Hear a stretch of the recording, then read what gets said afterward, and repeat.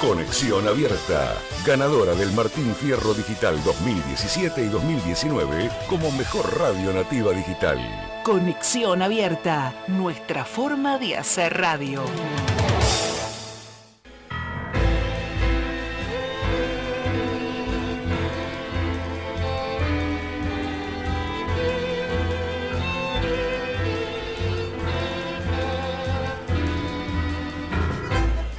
Aquí comienza A Vos Te Cuento Buenos Aires, en la magia de andar por tus calles, con tu gente, compartiendo notas, entrevistas, música y cuentos, con la conducción de Roque Vega.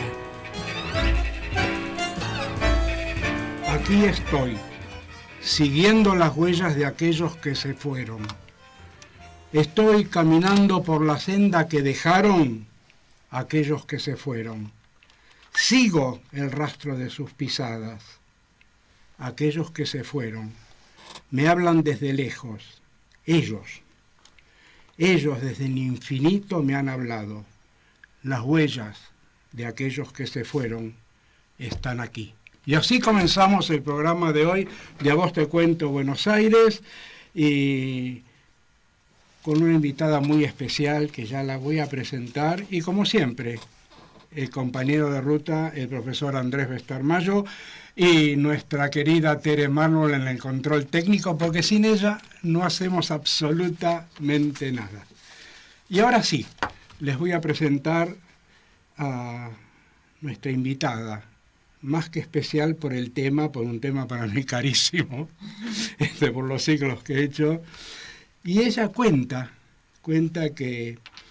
Nos cuentan, cuando uno busca en internet, cuando trata de averiguar quién es, ¿no es cierto?, María Elena Bavino, dice esto: una nueva lectura de Ricardo Guiraldes, y me pongo de pie, sobre su relación con las artes plásticas y en atención a su preocupación por configurar un ideario estético de raíz americanista.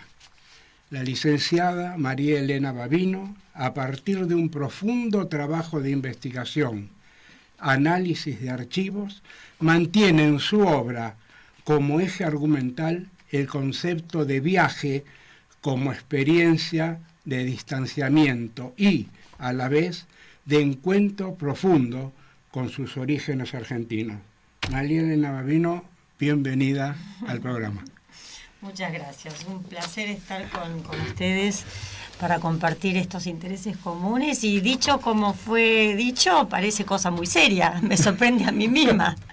Y ahora, como siempre, ya te expliqué cómo es como siempre, le paso la palabra a nuestro queridísimo compañero de ruta de todo este ciclo, el maestro Andrés Bestarmayo. Adelante, maestro.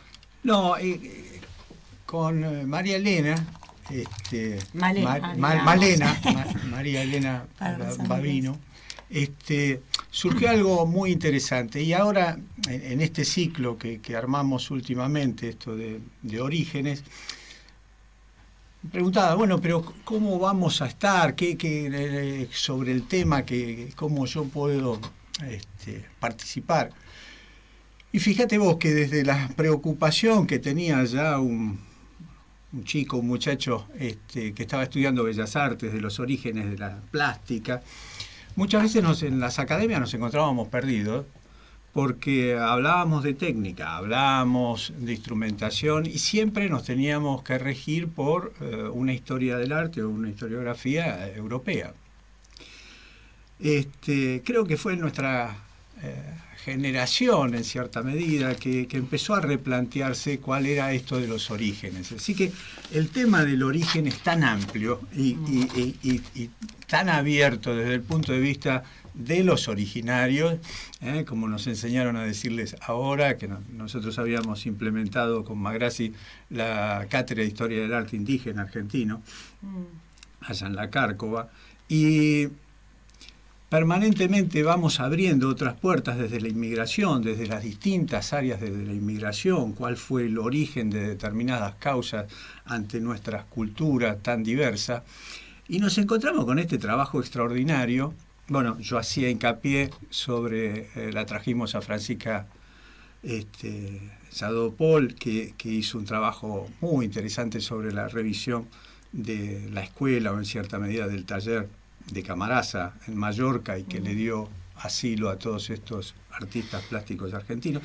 Y ahí me la encuentro a Malena, trabajando hombro a hombro con Francisca en este trabajo de estos paisajistas, de estos viajeros que iban a incorporar esa información de ese gran maestro catalán en Mallorca.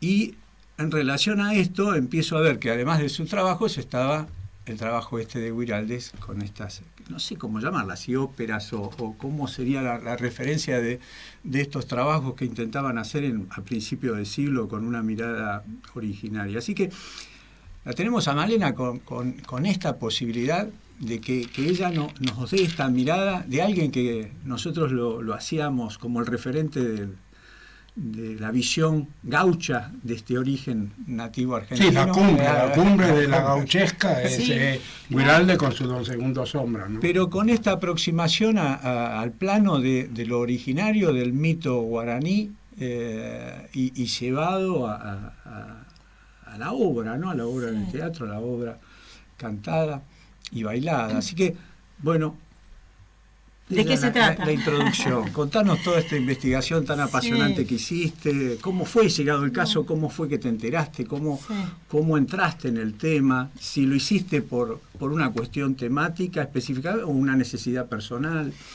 Bueno, digamos que en el trayecto de la investigación, una cosa va llevando a la otra, porque cuando uno empieza a tomar por un camino aparecen las múltiples colectoras que no desvían el camino, sino que lo enriquecen, ¿no? De tal manera que yo me encontraba, ya hace muchos años que vengo estudiando las relaciones artísticas entre los artistas argentinos en el contexto del viaje, ¿no? Un tema que me apasiona mucho es el tema de los viajes estéticos, ¿no?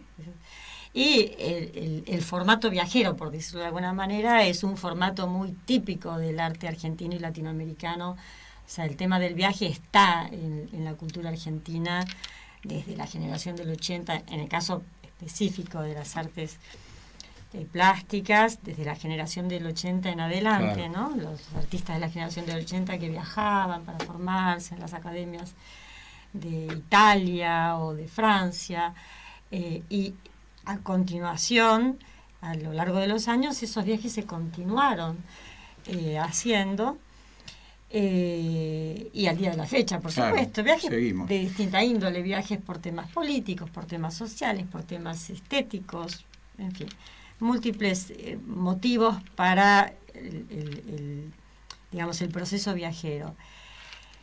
Y yo me encontraba estudiando los argentinos que habían ido a estudiar con Anglada Camarasa, un pintor de origen catalán, que en los años del centenario fue la estrella, podríamos decir, de mayor brillo en la constelación de la pintura española del momento española. Bueno, no solamente Anglada Camarasa, Sorolla, Zuloaga, por supuesto, Rusiñol, pero Anglada era una figura muy importante.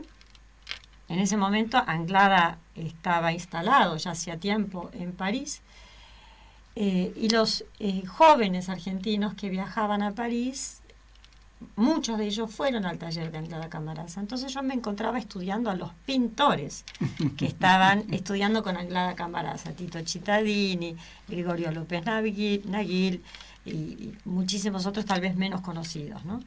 Y entre ellos me aparece la figura de Ricardo Guiraldes, y digo, opa, ¿cómo el padre de la gauchesca o el referente de la gauchesca está junto a estos muchachos jóvenes en el taller estudiando pintura? Entonces ahí empecé a estudiarlo a Guiraldes, y empecé a buscar. Fui al Museo de Areco, donde está gran parte de su legado.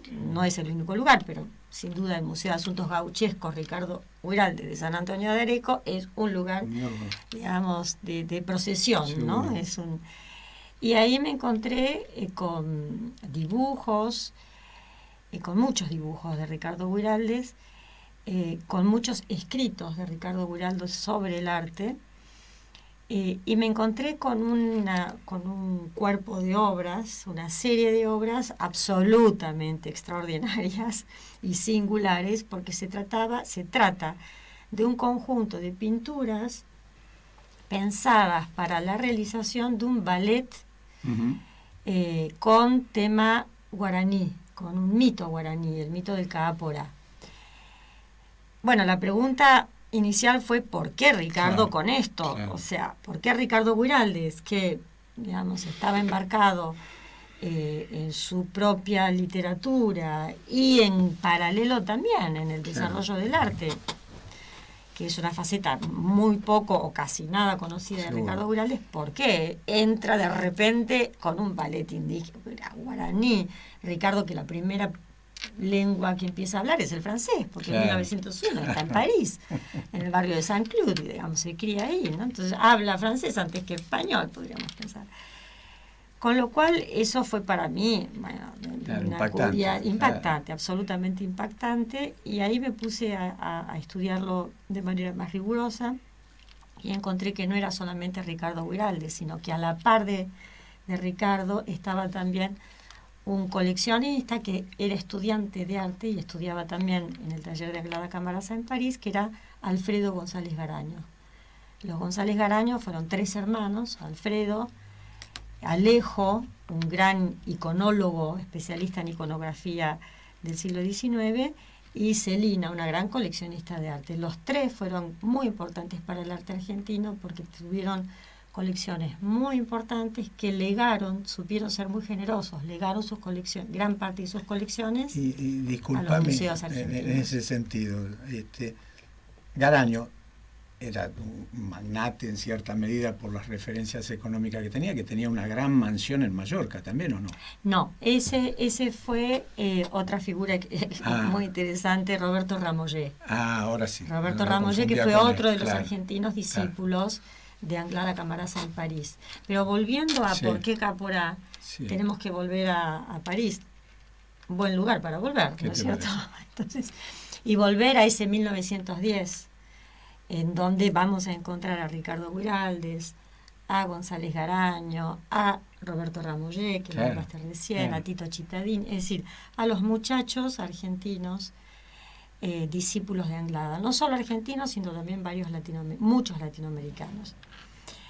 Pero no era solamente el París de Anglada Camarasa y de la efervescencia del Moulin Rouge ubiquémonos en la topografía de París, estamos en Montmartre, ¿no?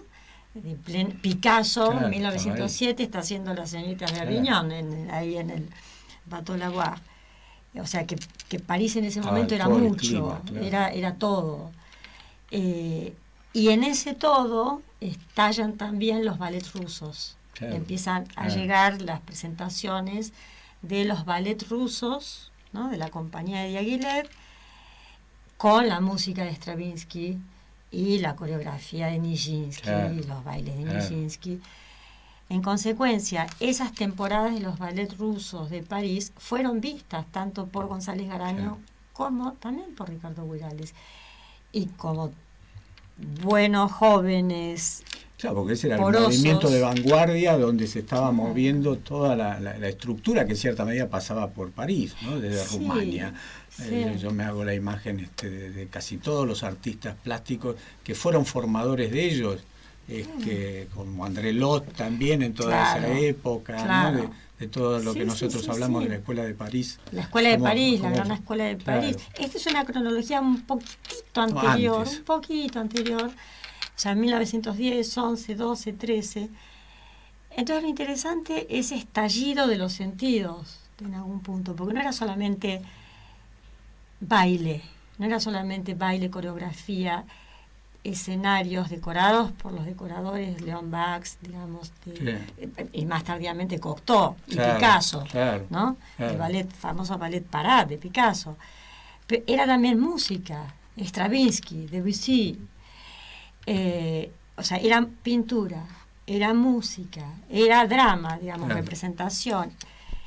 Era la intersección de las artes, eran las artes combinadas, era una universidad de arte, digamos. Malena, ahí estaba también el simbolismo, como cola última cola del simbolismo, y también algo del modernismo, ¿no? Sí, por supuesto, porque una con figura ese primitivismo, esa búsqueda de la pureza, ¿no? De la esencia del hombre. Anglada Camarasa estaba en esa cantera, digamos, de absorción de todos esos lenguajes rupturistas, donde estaba también Gustav Klimt. Claro. El modernismo de Klimt, ese decorativismo, el grupo de la Secesión. El grupo Secesión, digamos, grandes rupturas, muy vinculadas a una concepción de obra de arte total, ¿no? Que hoy nosotros por ahí la vemos como académica, pero era la ruptura justamente con lo académico, claro, con el neoclasicismo. Absolutamente rupturista, si uno va a Viena y se da cuenta, eso era puro estallido.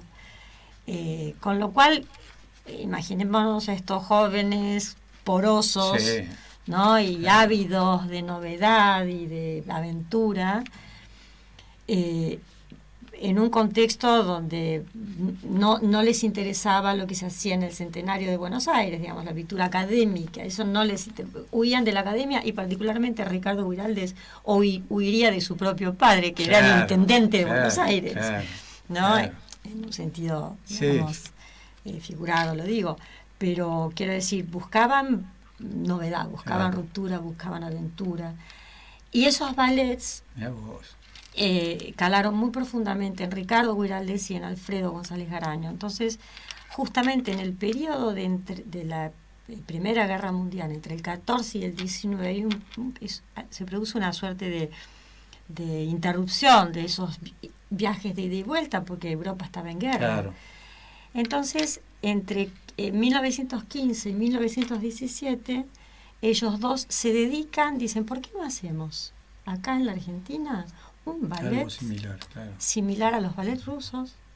Y hagamos, Ricardo escribió el texto escénico, que el asunto, el argumento es muy previsible, digamos, la historia es un mitema, digamos, un motivo recurrente en los mitos, ¿no?, universales, que es, bueno, el tema de un cacique que tiene que entregar en matrimonio a su hija Ñanbiú, y entonces hace lo que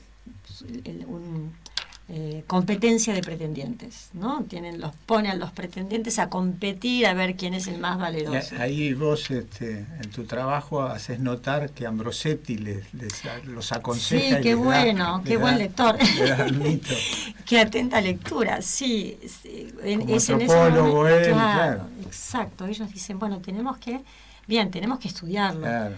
Entonces van a reunirse con Ambrosetti, y ahí conocen el mito del Cápora. El Cápora es una figura maléfica, como si fuera como que se come crudas a la gente, como una suerte de Polifemo de la Odisea, un hombre, una figura temible. Y se digamos, profundizan más en los mitos guaraníes, en la cultura tupí guaraní.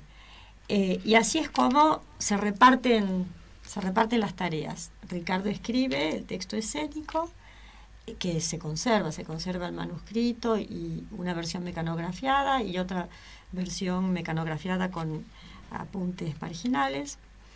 Y luego, entre Ricardo y Alfredo, pintaron todas las maquetas, las escenografías, y pintaron todos los personajes. Todas esas pinturas están en el Museo de Areco, y eso es lo que voy a exponer el año próximo en el Museo Larreta. A mí siempre me llamó la atención de que, suponete yo como estudiante, ¿no? Y después como profesor, bueno, intenté tomar iniciativa en la búsqueda de esos temas, por eso siempre pedí la colaboración de ustedes, y en este caso a Graciela Sarti, una amiga tuya también. Pero cuando nosotros estudiábamos, todo lo que es modernismo desapareció. Es como que nunca pasábamos por esa por ese tema. Te iba a decir por esa bolilla. Y yo creo que mucho de esto tiene que ver con esos mirada nacionalista acérrima o esa mirada de conservadora nacionalista que dio en Europa consecuencias funestas, ¿no? Y como que nosotros nos perdimos en nuestra propia historia todo lo que hizo hincapié sobre ese tema, como que estuvo borrado por mucho tiempo. Por eso por ahí llama tanto la atención esto de tus descubrimientos, ¿no? Porque tendría que haber sido visto antes, ¿no? Algo tan bello, tan original, y que iba en cierta medida paralelamente a los proyectos de París o de Europa. Digo, ¿cómo que en tantas cosas? Pues a mí me llega, suponete, Gambartes con un tema muy similar, ¿viste? Pero 30 o 40 años después.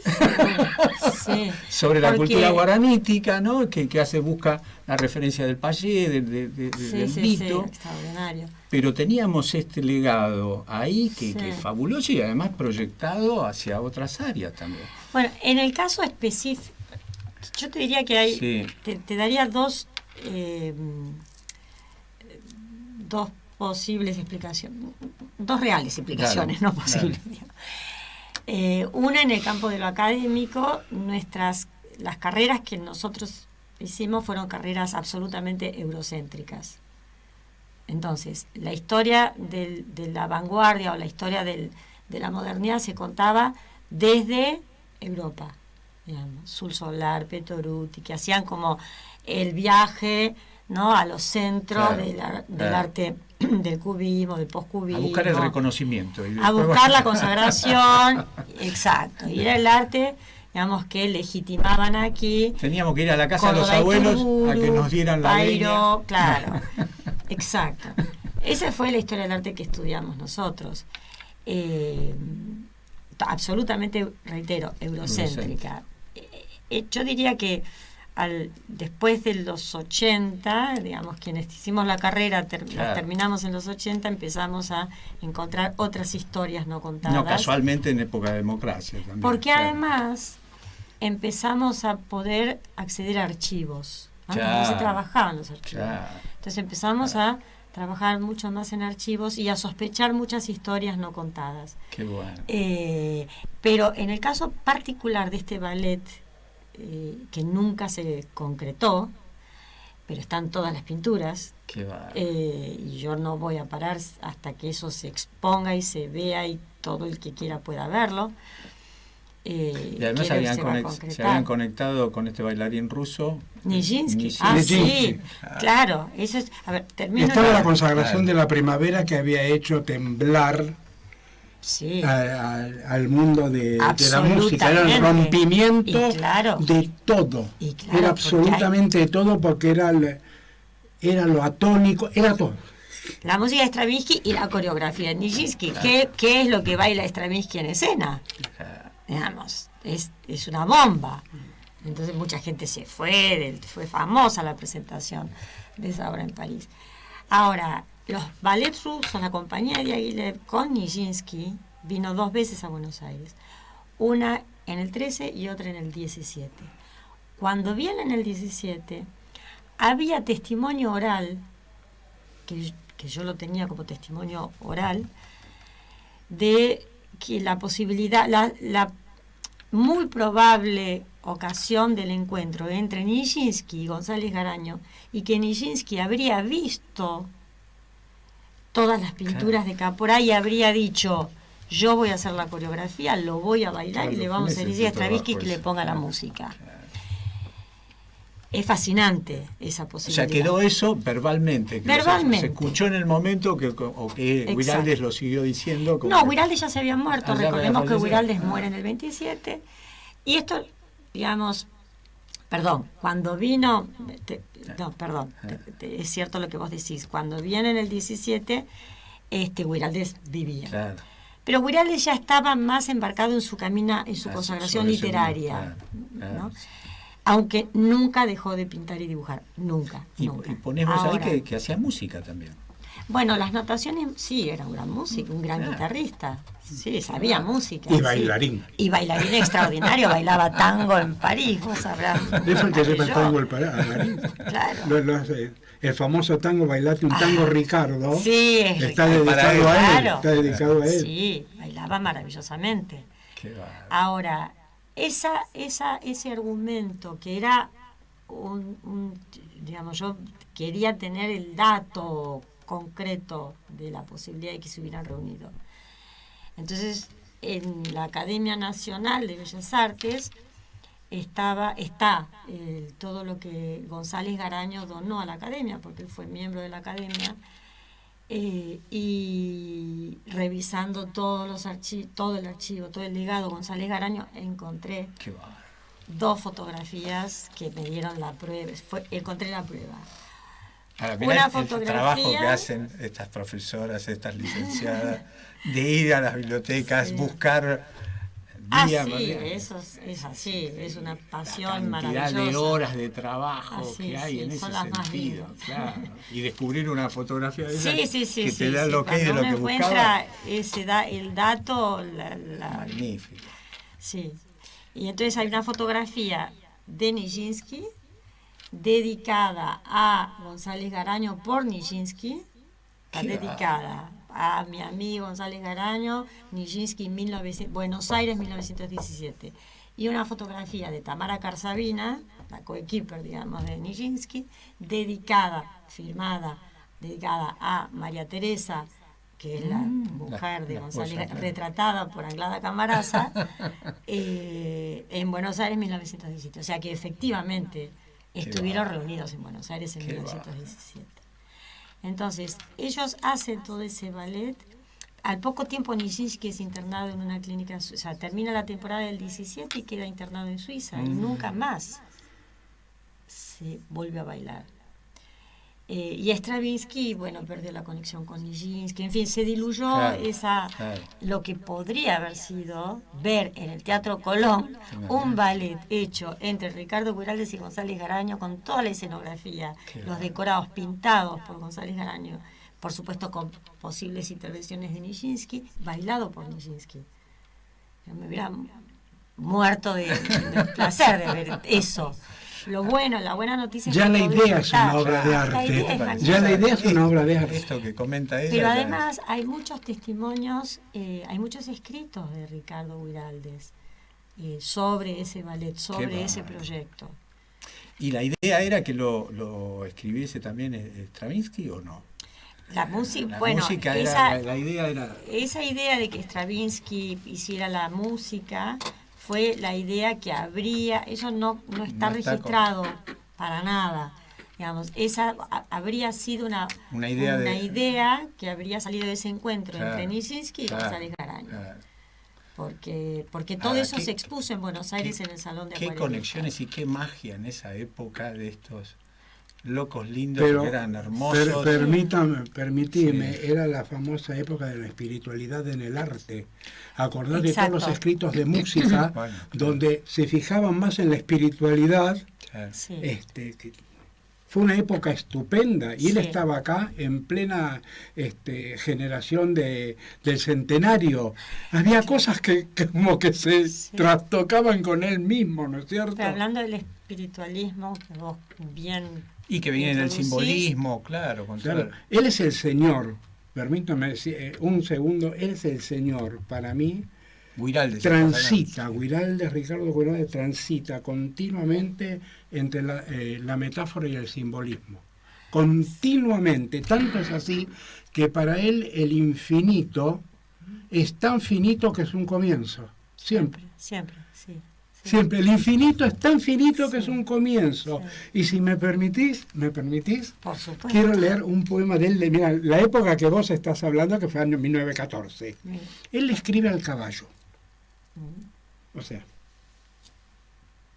le escribo el micrófono, le escribo el... Ahora, observen el vuelo gigantesco de este hombre.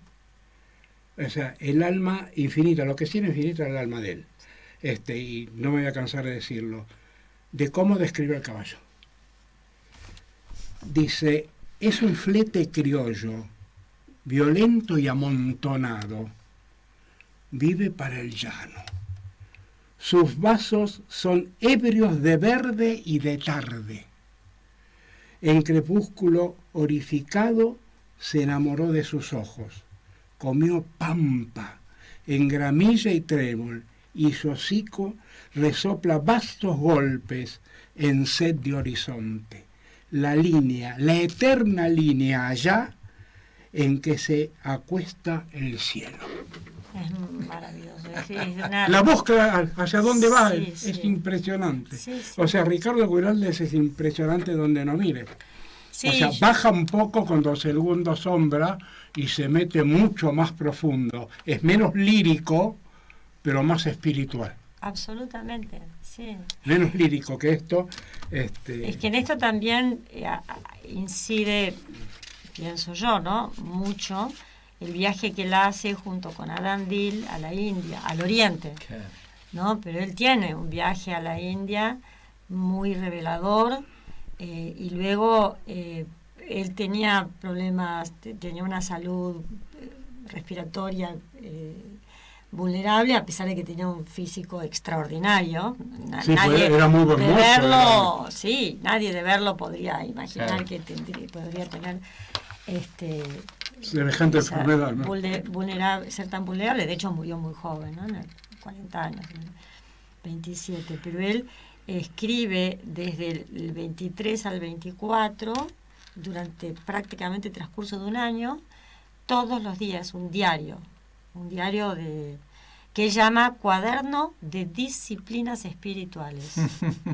Y en ese cuaderno registra todo lo que hace, desde que se levanta muy temprano, los ejercicios que hace de yoga, él practicaba yoga,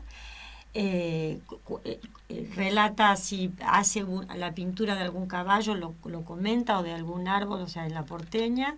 Relata si cuando se toma el tren hasta Retiro, se baja en Retiro, se da baños en el Jockey Club, duchas en el Jockey Club, y después va a la cooperativa artística de la calle Corrientes, al 600 o 500, a comprar bastidores, O sea que seguía trabajando en pinturas. Totalmente. Y relata también sus escritos, pero el título de ese diario íntimo es Cuaderno de Disciplinas Espirituales. Sí, y vos fíjate que no es casual, y es mi última intervención porque lo que yo quiero tener es la conversación entre ustedes dos para editarla. Cuando vos lees la obra de él, y traje algunos poemas, que no los voy a leer por supuesto, pero sí cómo juega continuamente con el infinito y lo hace propio, que eso es muy propio del Vedanta, la unicidad, todo es uno. Para él todo es uno, y les leo esto. El cóndor, él habla del cóndor. Sí. Cuando habla del cóndor y dice esto, no lo voy a leer todo, por supuesto.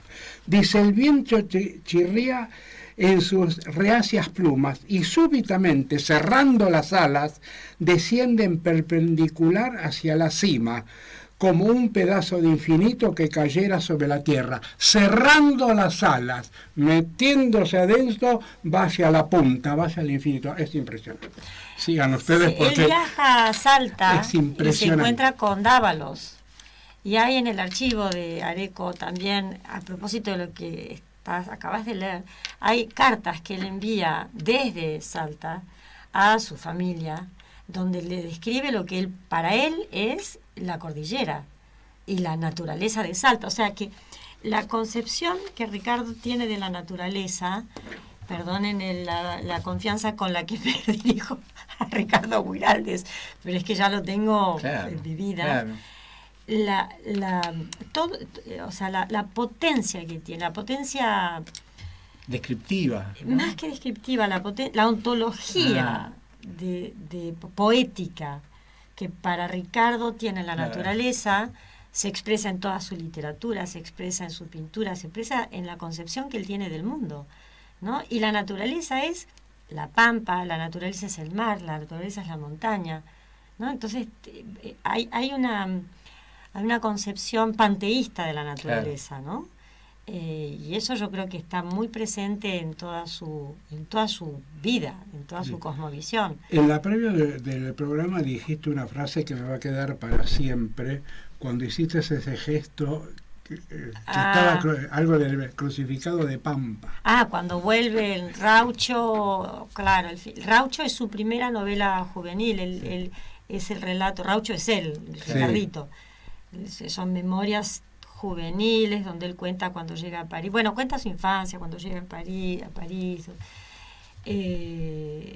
Para mí es absolutamente reveladora, y cuando vuelve a la porteña, al campo, él dice haber caído de espaldas, crucificado de Pampa sobre su tierra de siempre. Qué bueno. Entonces son imágenes de una profundidad en esta relación del hombre que es poeta, que el hombre que es artista, da igual que sea literatura, que sea pintura, que sea música, ¿no? El esteta, el que piensa en imágenes. Además, su literatura es muy visual también. Claro. ¿No? Son analogías permanentes. Absolutamente sinestésicas, no son las relaciones. A mí me llama la atención también en esto, una que no sé si habrá sido por la relación con Ricardo Rojas o con Ambrosetti, que era toda una generación que apuntaba a estudios teosóficos, de investigación, de orientalismo, y cómo esa vertiente la apropian en cierta medida y la trascienden con un lenguaje de lugar, ¿no? Y ahí me llamaba la atención también, porque creo que él adoptó un hijo en la India. Ramachandra Gowda. Claro, que vivió creo que en Bariloche, estuvo radicado ahí. Y la mujer también profesaba a toda esta visión que hoy a mí, suponete, me llama la atención, que ya en esa época y en el taller de Anglada Camarasa, yo creo que era también todo un clima en búsqueda de encontrarlo por ahí en el paisaje, en la luz, ¿no? Bueno, yo no sé si... yo creo que ¿Encontraste algo de eso en Anglada? No por Anglada, no. Yo creo que lo de Anglada era una suerte de vertiente hedonista en relación a la naturaleza, ¿no? Esa concepción vitalista de una naturaleza. No una búsqueda panteísta ahí, no me parece, puedo estar equivocada, pero o al menos no creo que para Ricardo esa hubiera sido una posible causa.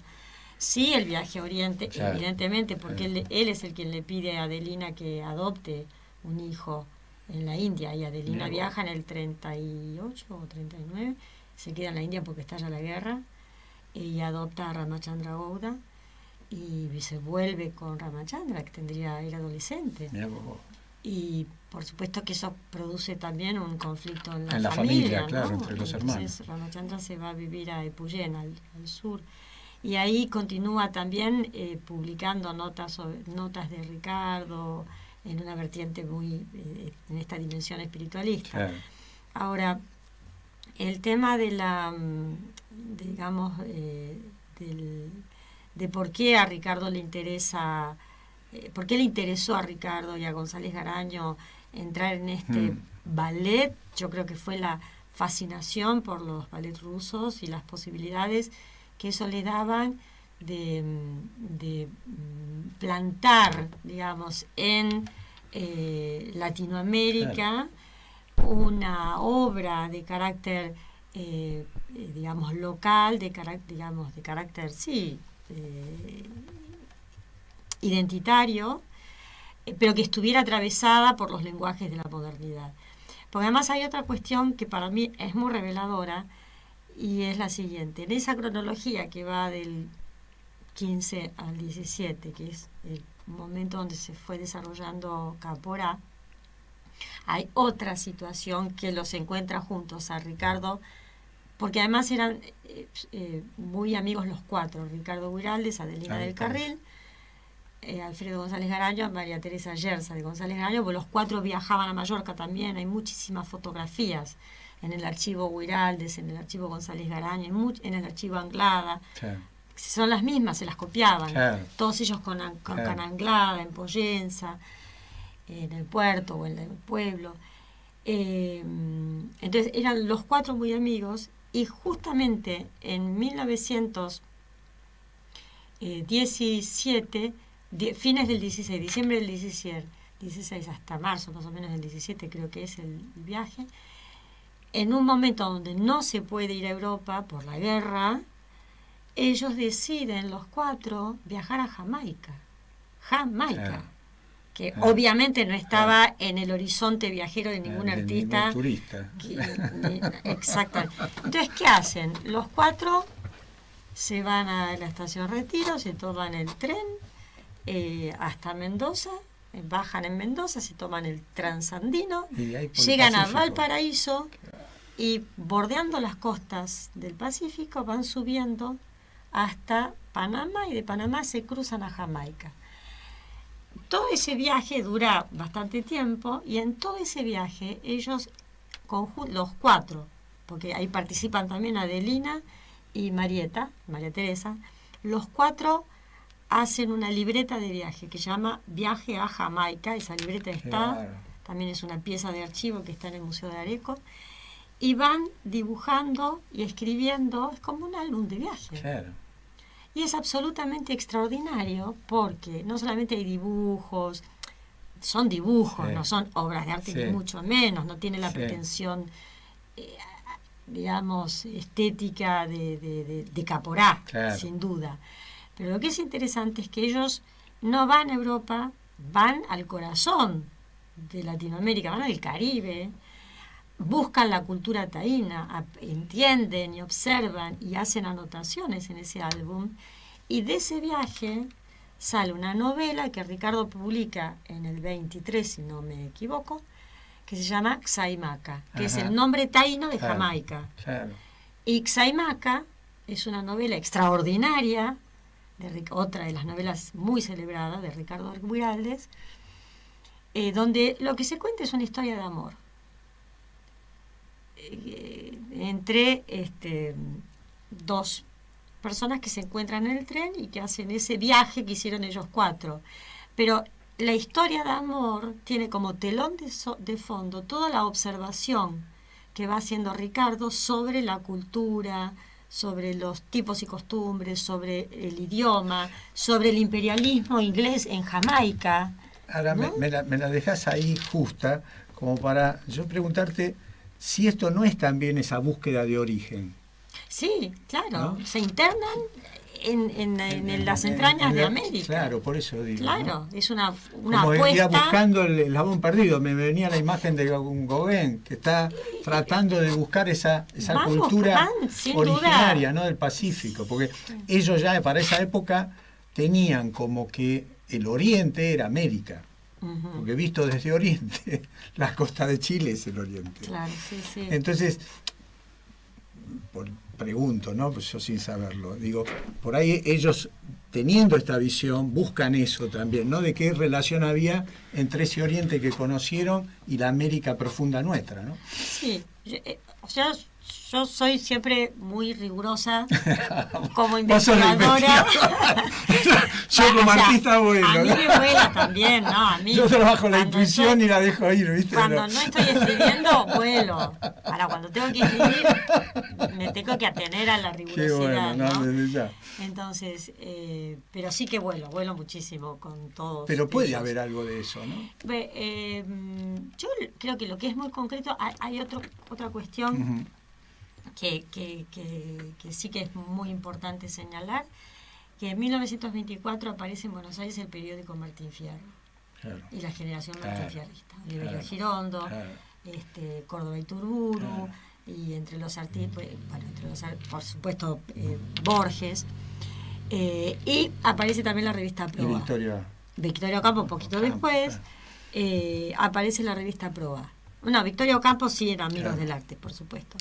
Y Ricardo Buiraldes, Jorge Luis Borges, Brandán Carafa y Pablo Rojas Paz arman la revista Proa Segunda Época.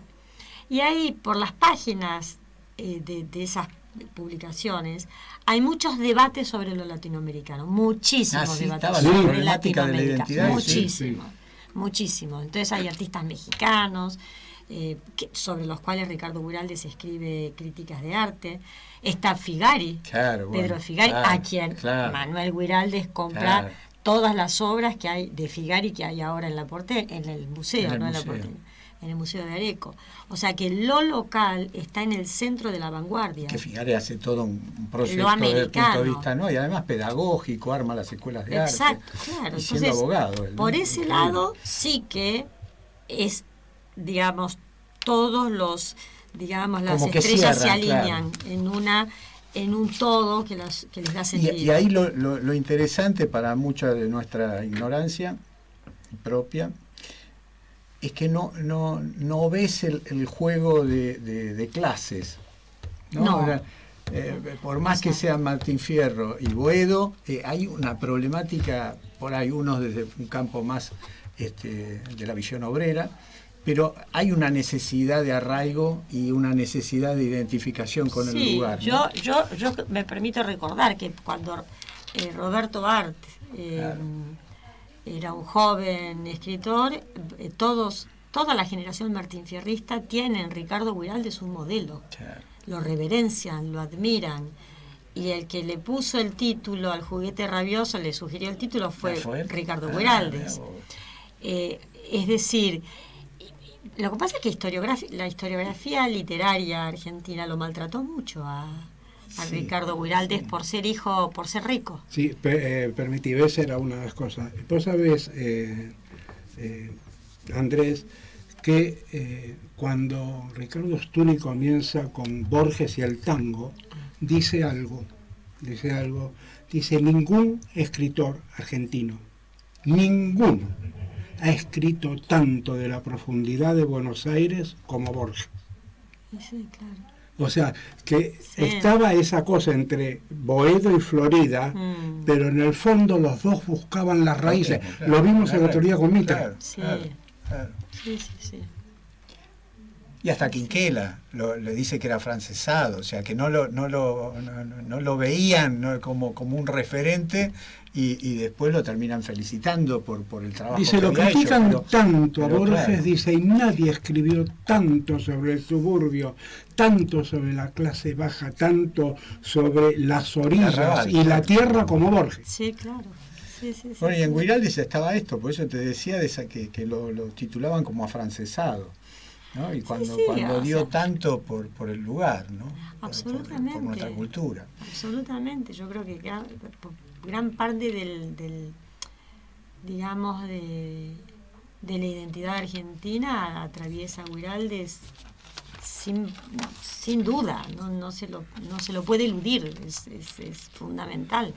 Ahora, ¿por qué será esto, no? Ahora sacando ya del tema y preguntándote, que me dieras tu mirada,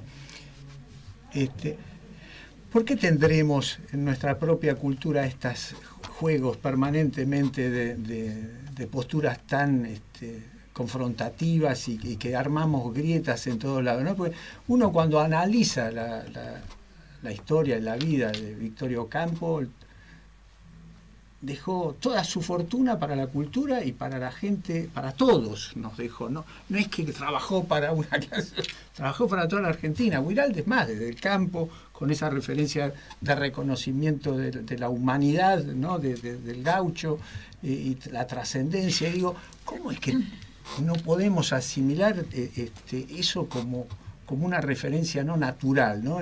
Sin estar buscando siempre la marginalidad como algo cultural, ¿viste? Como que siempre, en vez de buscar lo esencial, nosotros vamos cada vez más hacia lo marginal, sin darnos cuenta que la esencia es un poco lo que buscaban ellos, ¿no? Esto del hombre puro, del hombre esencial americano, ¿no? Yo creo que esos embates o esos ataques o esos desplantes o esas miradas así recortadas se deben básicamente a falta de conocimiento, a ignorancia. Yo creo que es básicamente eso, porque cuando uno aprende, lo conoce, lo estudia, lo mira, digamos, se detiene un minuto, está, o sea, no pues se puede tapar el sol con las manos, está.